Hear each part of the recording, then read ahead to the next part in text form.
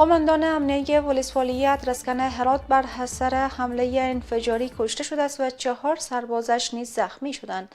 مسئولان امنیتی هرات میگویند این حادثه هنگامی در منطقه رودگز این ولسوالی اتفاق افتاده که سمنوال عبدالشکور با سربازان تحت امرش بر اساس یک اطلاع به کمک نیروهای پسته امنیتی در مسیر شارع در حرکت بودند.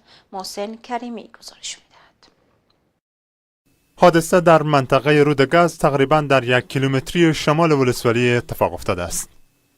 مسئولان امنیتی میگویند این حادثه هنگام صورت گرفت که سمنوال عبدالشکور قماندان امنیتی ادرسکن بر اساس یک اطلاع که گویا بالای یک از پسته های شاهراه حمله صورت گرفته است قرار بوده با کمک پسته امنیتی شاهراه بروند، اما در مسیر راه تانک فرمانده پلیس ادرسکن مورد هدف یک سه‌چرخ مملو از مواد انفجاری قرار گرفت که خودش کشته شد و 4 تن از محافظانش زخمی شدند. تابوتی که در بالا شد قماندان ولسوالی ادرسکن ما بود.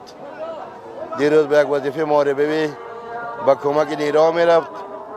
با اثر انفجار مواد انفجاریه که در کنار جاده جا ساده شده بود جام شهادت نوشید.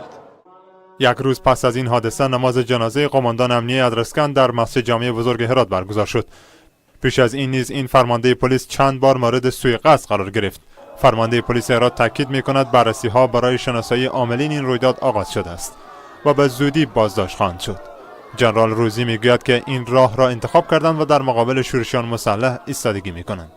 راه ما راست را انتخاب کردیم به خاطر دفاع و تامین ارضی خود. همه که ما در راه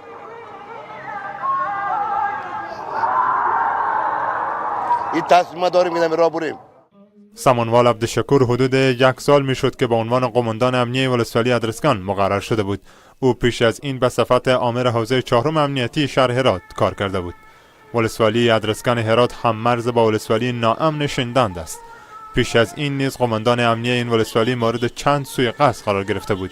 حملات در ولسوالی ادرسکن معمولاً از سوی طالبان در شندند سازماندهی می شود.